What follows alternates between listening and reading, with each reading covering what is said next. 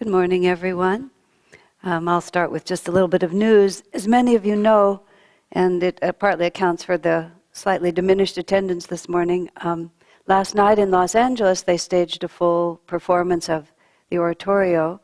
Swami Kriyananda, as many of you know, is living in LA, and he organized it, and they had it in this church, sort of a stone church that's set in the midst of the forest lawn cemetery where Master's body is buried. It's a sort of modeled after an old English church. Anyway, they had a very good performance, more than very good. The little church was full, which is a little over 100 people for an audience, and Swamiji called us last night after the performance, and he just couldn't say enough about how beautiful the event was, and you could feel in his voice how very uplifted the whole experience had been. So it was a very nice way to sort of launch in a collective sense the whole Christmas season, because we're not performing the whole oratorio here this year, although we're having a Christmas concert next Sunday. More about that when we give you announcements.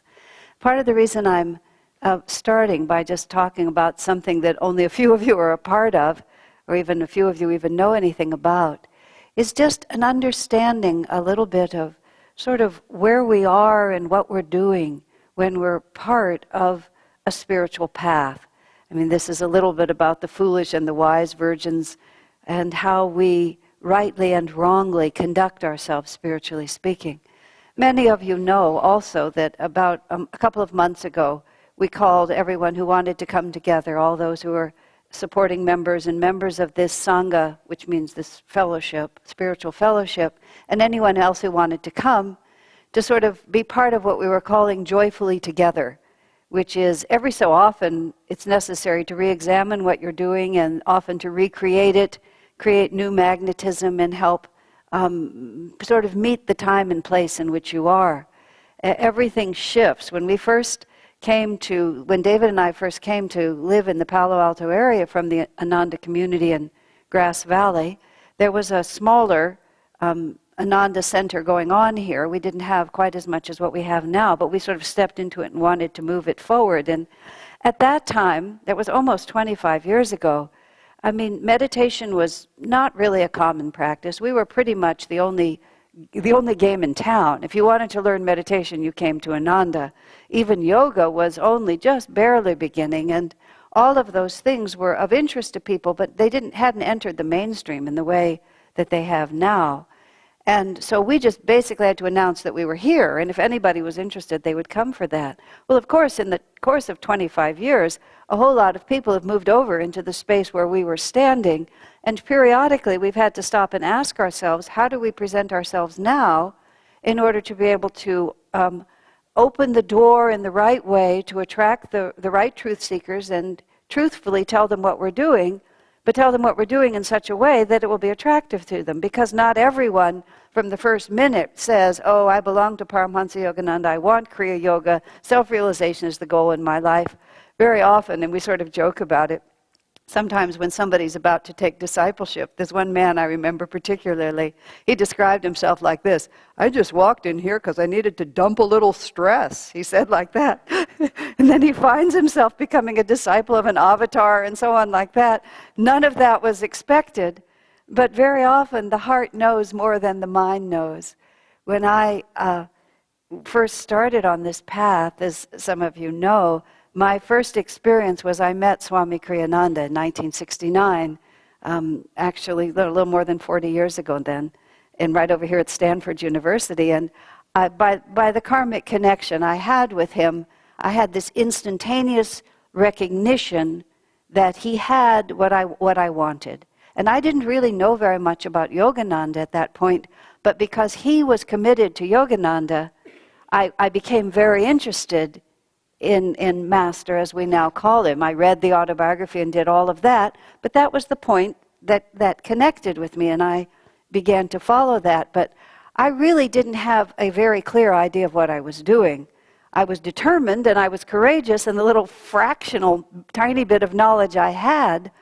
But I remember about a decade later, I was conversing with someone, just talking about their particular process, and somehow being with someone who was closer to the beginning, this flash of understanding came into my mind, and I was more or less given a picture of my own consciousness, and what my mind was like a bowl of spaghetti. Just a total like mishmash of twisted threads, all like this. Have you ever tried to pull one piece of spaghetti out in that charming way you're supposed to do it, where you just wrap that one piece up and it has to come out of all of this? Well, my brain was just all of these conflicting energies of wanting this and being afraid of that and habitually like this and reaching for that and all like that. But in the middle of it, from my heart, there was just this, I almost felt like it was like an iron rod. It was like a piece of, with all due respect for Gary McSweeney, whose business in life was always rebar, it was a piece of rebar, like this, okay? For years in our community, Gary's goal in life was to get the rest of us to appreciate the power of rebar. So, I'll tell you a ridiculous story, Gary. I'm going to embarrass you to pieces, but it was Christmas, and because the rebar game was going on a great deal, Gary used to wear a t-shirt that says, "My life is rebar." And so he gave us a piece of rebar for Christmas. Rebar is this iron pipe that you put to reinforce buildings. He gave us a little piece of rebar as a Christmas present, which I then wrapped carefully in yarn and made into a necklace. So at the staff Christmas party, I'm sitting here wearing this necklace of rebar. I mean, sometimes you just have to lighten it a little. The spiritual path can be really tiresome otherwise. So then I took off the rebar, and how you have crystals and everybody admires the crystal and you pass it from hand to hand and you hold it and you feel the energy. So we all solemnly passed this piece of rebar around and held it in our hands and talked about rebar like that. And then finally I realized what was happening, and I said, "Could you see what's going on here? For the last 15 minutes we've been doing nothing but talk about rebar." Just like this. Then Gary stood up from the room, the middle of the party, and he said, "My work here is done." And he walked out and he did not come back.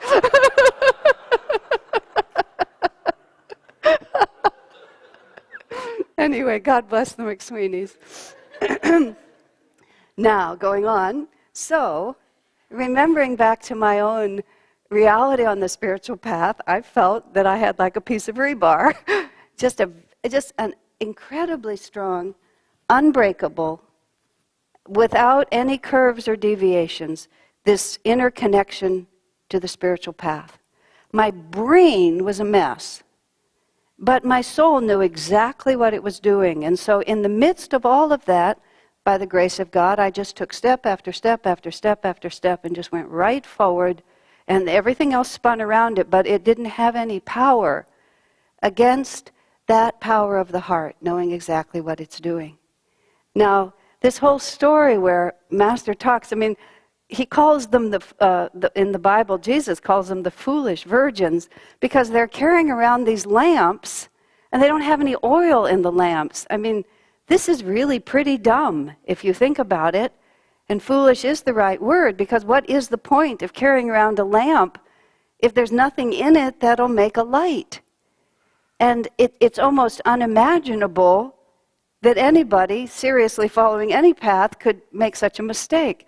But it's very funny, in Patanjali's Yoga Sutras, and Patanjali's Yoga Sutras are like an ancient scripture that's really a foundation, even now, after hundreds, thousands of years even, still describes principles that apply to every devotee. And one of Patanjali's sutras says, a great danger on the spiritual path is that you miss the point. The first time I heard that, I thought that was so funny. I said to Swamiji, it actually says that? That's exactly what it says? He says, yeah, the Sanskrit translates into missing the point. And that is sometimes what happens, which is you get everything about it except the reason why you're doing it. And that would be like walking around carrying a lamp, sort of taking it everywhere with you, but you've sort of missed the point. Because the point of this is that you have to animate this with light. Otherwise, it's just an empty form. And perhaps it's better than, going to the bars every Sunday morning, but still, you don't really end up where you're trying to be. And then what Master is talking about is that the point is that this has to be an experience of the heart. This has to be something that really emanates from inside of us. Because spirituality is by no means a cloak that we put on. Master said, the garment, your spirituality is not defined by your dogmas or your beliefs, but it's the garment of light with which you cloak your heart. And that's really all that matters. And if that garment of light is there, it doesn't matter really to a very large extent what you do or how you do it. We naturally draw people toward Yogananda's teachings. We offer Kriya Yoga. We have various techniques. We gather in the Sangha. We encourage you to become supporting members of what we're doing and so on, because there's benefit in defining your reality and picking one path and committing yourself to it. As Master would often say, he said, you can drive from here to New York in many different automobiles by many different routes, but sooner or later you have to choose one of them. Because otherwise you get in the car and you drive a little distance and then you decide that a Ford is better than a Fiat, and you go back and you get a Fiat and you start over, and then you decide that the Fiat isn't good enough, and so you never really make any progress. You could get on a bicycle if you just kept going, and eventually you would get there. So some kind of a commitment, some kind of a definite decision that this is what I'm going to do. But even then, without having the real essence of that, which is the deep, heartfelt desire, and then all of your life energies begin to conform to that. I was starting a few moments ago to speak of a meeting we had a few months ago, which is a process that we're still engaged in, to try to consider what does it mean to be a supporting member of the group that we're in, and also what does it mean, how do we encourage people to realize that all that we're doing is supported by the people who are in it. You know, there's in many ways it's better when an organization is really struggling and meeting in somebody's living room and having to pass the hat every week to pay the electric bill.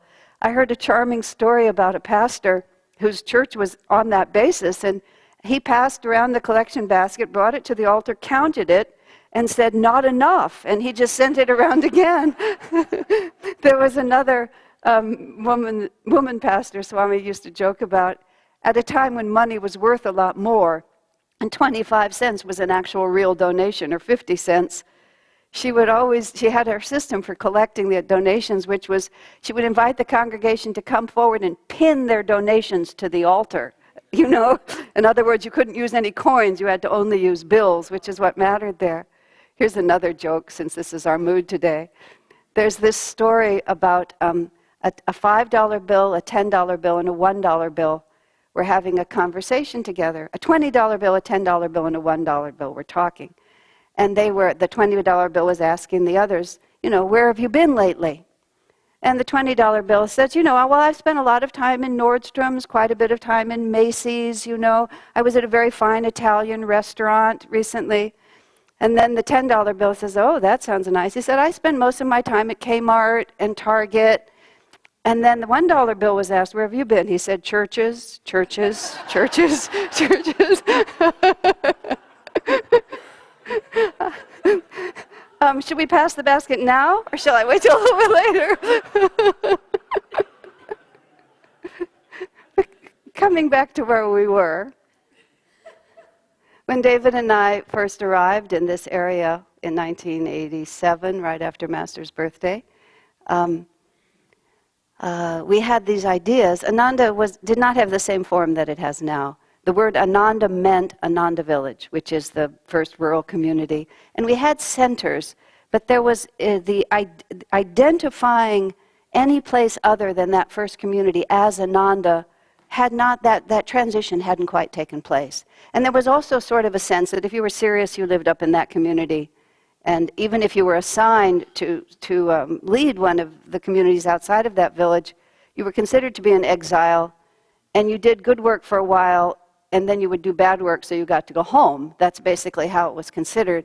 I don't mean to be rude, because that's not entirely true, but it was sort of that feeling, which is, the commitment wasn't there. So we had the desire to sort of help establish the idea, and Ananta and Maria, Ananta's another McSweeney, for which we are very grateful.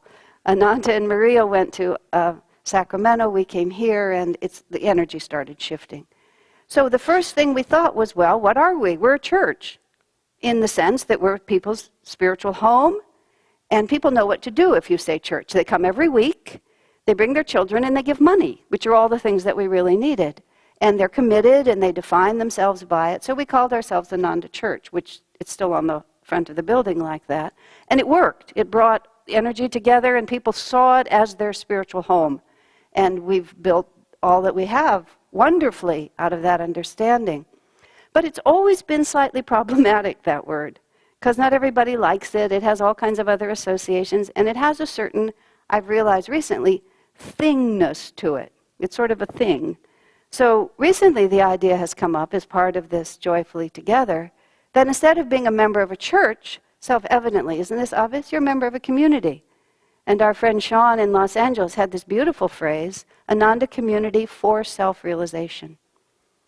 And the idea of this, and this is how it relates to what we're talking about, if we become a member, a committed, supporting member of the Ananda Community for Self-Realization, you see, all of a sudden, it's not passive. Because especially in this sense, a community is not a thing. A community is individuals gathered together. And if individuals are gathered together, then all of a sudden one has a greater understanding of what you're doing, where you are, and why you're doing it. If you're part of a church, there's always that implied thought that now I'm saved. Now I've become a member, now I'm saved. And of course one church is, all the things that are implied there, which I hate to break it to you, but merely sitting in here is not going to do it for you. As Garrison Keillor, who's not generally considered to be a great theologian, said, he said, imagining that you can become a Christian by sitting in church is like sitting in your garage hoping to become an automobile. Which I thought is very apt. It doesn't work just to carry around the lamp. You can carry around the lamp as much as you want. You can even get one of these nifty buttons that everybody's wearing now. And it still won't make any difference unless the oil of devotion is burning in your heart and you are radiating a light that will be seen by the infinite, so to speak. I mean, in this story, it's like these poor 5 virgins are just left. The story is so cruel. It is probably my least favorite of all the Bible passages I ever get on Sunday. Every time I open the book and say, oh gosh, it's the 10 virgins again, I think, what can I do instead of that? Which I'm doing a pretty good job of, just like, can I talk about anything that seems dimly related but isn't really about them? Because it's such a harsh story. These poor 5 who went off to buy their oil, and they come back and whammo, the door is shut and everybody on the other side's having a good time and they're stuck out here, and then maybe someday the Christ will come again. But the fact of the matter is there's truth in it, which is we can't fool God. And it's a very important realization for us to come to. It doesn't matter. This is not a situation in which we can pretend, because the divine is already in our own hearts. And that's the fun of it. And that really is the fun of it. And that's the fun of being together. That's the fun of being on this path. The other part of a community for self-realization is the realization that we are all in it together. And so much, you see, of the capacity to walk around just carrying a lamp but not really doing anything is when we don't actually open up or give our energy to the reality of the situation we're in. Part of Master's teaching was this idea of community. And yes, of course, it has also a concrete form. We have a residential community here. We have a big community up at Ananda Village. He did actually recommend that people live together. Very interestingly, that's exactly what the early Christians did. It must have been that you don't have Jesus in the Bible exhorting people, go north, south, east, and west, buy land, live together. But that's precisely what those early disciples did for exactly the same reasons, which is they were a small band of believers in a great society of people who are not in tune with what they were doing. And it's very difficult to be all by yourself, trying to hold to an idea that's very subtle. I'm sure many of you, especially those who are relatively new to this, have been confronted with somebody asking you, why are you part of this group? And what do you believe? And whereas when you're sitting here, you're very certain you know exactly why you're here. When you're at the dinner table or at Pete's coffee shop and somebody's challenging you, it's just amazing how you blither. You know, is that the word blither? You just sort of you can't remember for a moment why you're there. It just slips right out because it's a vibration of the heart. And after a time, the spaghetti mind catches up to the power of the heart, but not immediately. It takes a while for them to come together, and often it's a good idea not to try to pretend to be more knowledgeable than you are. Just say, well, I'm enjoying it now. And if somebody threatens all the things that might happen, you say, well, they could be true. I'll keep my eyes open. You know, it's better not to try when you can't really be strong. But what I was saying is there's a great necessity not only to band together for the clarity of vision it gives us, but also that's how we practice the spiritual teaching in the cold light of day, is that we relate to one another. We practice seeing God in one another. We practice accepting God's love from one another. We practice facing into our difficulties together. We practice having to love people that we don't have anything in common with. We practice not being afraid. Otherwise, we draw a little circle around ourselves. We claim that this is what we're involved in. We claim that this is our teaching, but we always keep a very strong, egoically based shield around anything that might penetrate it. When I was very first at Ananda Village in the summer of 1971, immediately, as often happens on the spiritual path, the power of my newly awakened spiritual determination collided with the pleasant little life structure and egoic structure that I had built. And a lot of things began to crack. And it wasn't pretty, let's just put it that way, without going into any other details. It wasn't pretty. And it also was not private. And I had never in my life really been in any kind of a group. And all of a sudden, not only was I involved with people, but pretty much most of my dirty laundry was now hanging on the community laundry line with my name on it in big letters like this. And I very distinctly remember, I remember where I was standing, and I remember the moment where I realized that this was a critical crossroads for me. Because either at this point I panicked about the fact that the community was now involved in my life, or I completely relaxed and accepted that this is part of the story. And I thought to myself, what difference does it make? What do I care? My friend Haridas, who has such a great capacity to put things just right, when he got himself once in a huge amount of trouble, which I have blissfully forgotten what it was even about now. These things loom so large when they happen, and then they just go away. And, you know, he was facing the same thing. He walked right up to me, and he just said, well, you've no doubt heard, what do you think? Just like that. And I was so charmed by his total fearlessness. What are we protecting? Oh, the ego has suddenly been exposed. Oh, suddenly somebody might know that I'm not already God realized. Well, one of the things I realized standing there was they probably already knew. What are the chances, you know, that they noticed that I wasn't walking on water, raising the dead? Chances are pretty good that we're all in this together.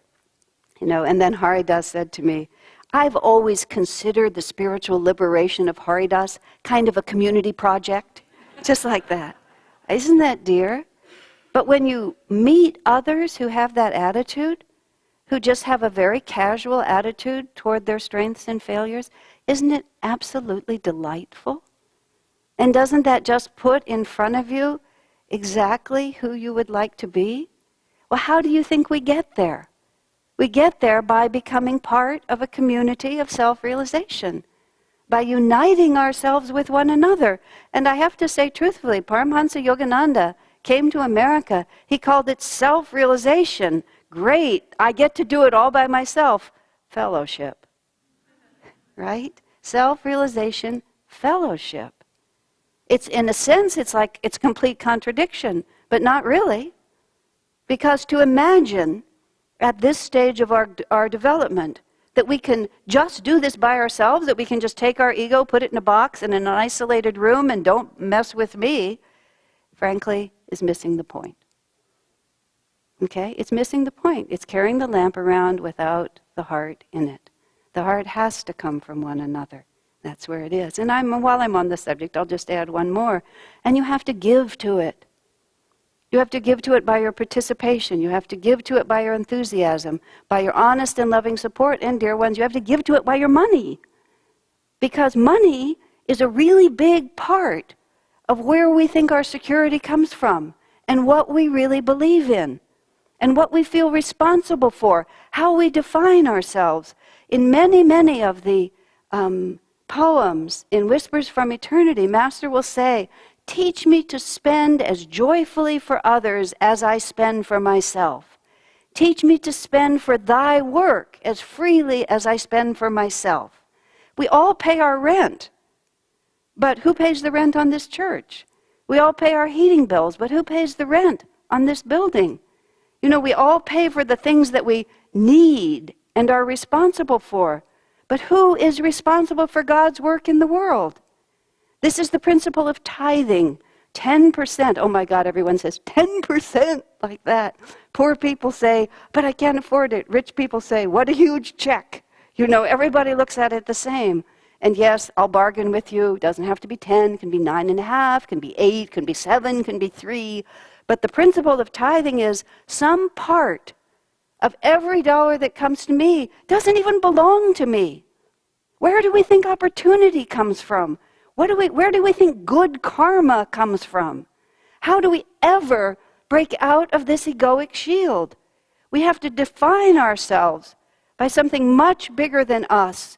We have to claim as our own something of lasting value. This human body that we cling to, these human identities that we cling to, our position, our home, our family, our loved ones. As Master put it, death laughs. Very harsh words. Death laughs. Because you're gone. You know, all of us, we're just gone. Sooner or later. Not our consciousness, though. Not our spiritual commitment. Not our broader identity. And why do we cling so desperately to that which merely suffocates us? We're odd, aren't we? Very odd. You know, I think it was Richard Bach, his little, books of common sense aphorisms. Here is the prize for clinging to your limitations. You get to keep them. Really, isn't that kind of missing the point? Don't you think so? Now, the last little bit here to mitigate this, going back to our scripture reading, is that wonderful part of Krishna's part. And because the beginning of that, in the reading today, it's just a little truncated part. But Arjuna says, Krishna, what if I try? What if I repudiate this and repudiate that and renounce so much and try so hard to realize God, but in the end I don't make it? And so I haven't had the pleasures of this world and I haven't had the satisfaction of the divine. What happens then? Krishna says, oh, don't worry. Whatever good effort you've made, you see, you just keep riding on that. And that's where Krishna says, my devotee is never lost. Do the right thing and do it as best you can. And then that is the only enduring reality in the world. All we ever have is our consciousness. All we ever have is the light of God within us. We have to look at this story in a long rhythm. It may be hard now, but you see, it's always now. When our efforts finally come to fruition, here we are, and they've come to fruition. There's no past, present, future, really. All we ever exist in is now. And if in this moment we light the lamp of true commitment and true devotion, then the Christ comes. The bridegroom comes. What does the bridegroom represent? All of the longings of our hearts fulfilled. Why do we live? That's all that we long for. And here God lays out for us in perfect terms how to achieve it. God bless you.